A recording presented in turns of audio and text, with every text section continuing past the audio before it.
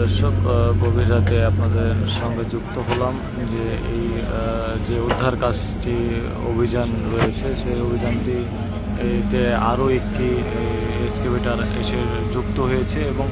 আমরা দেখানোর চেষ্টা করছি যে এক্সকেভেটর যে নতুন একটি এক্সকেভেটর এসে যুক্ত হয়েছে, সে একাই দুইটি এক্সকেভেটরের কাজ করছেন এবং খুব দ্রুত সেই এক্সকেভেটর দিয়ে উদ্ধার অভিযানের কাজ চালিয়ে যাচ্ছে। আমরা দেখতে পাচ্ছি যে সে একাই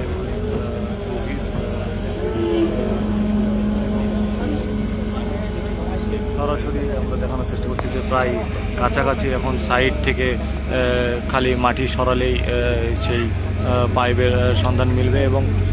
আমরা দেখানোর চেষ্টা করছি যে আর অল্প কিছুক্ষণ হয়তো বা অল্প কিছুক্ষণের মধ্যেই এই উদ্ধার অভিযানটি আমরা দেখতে পাচ্ছি যে ফায়ার সার্ভিসের যে টিম রয়েছে যে ভিতরে যাতে মাটি না পড়ে সেক্ষেত্রে তারা খুব সতর্কর সঙ্গে তারা এই মাটিগুলো সরিয়ে দিচ্ছেন এবং তারা ভিতরে যাতে অক্সিজেন সরবরাহ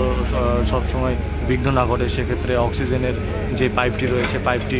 দেখে তারা সতর্কর সঙ্গে কাজ করছেন এবং আমরা দেখেছি এখানে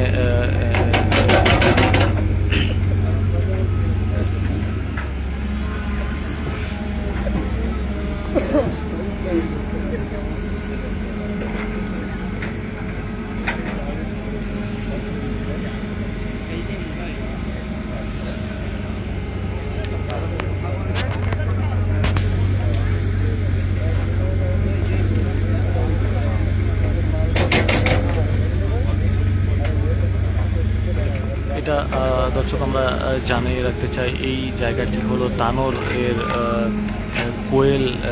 পাড়া একটি এলাকা, কোয়েলপাড়া এলাকা একটি ধানি এই যে কৃষি আবাদি জমির পাশেই এই বাচ্চাটির বাসা ছিল এবং তার মায়ের সঙ্গে হাঁটতে হাঁটতে যাওয়ার সময় এই বাচ্চাটি এই গভীর নলকূপের ভিতরে পড়ে যায় এবং পড়ে গিয়ে তাকে এখন পর্যন্ত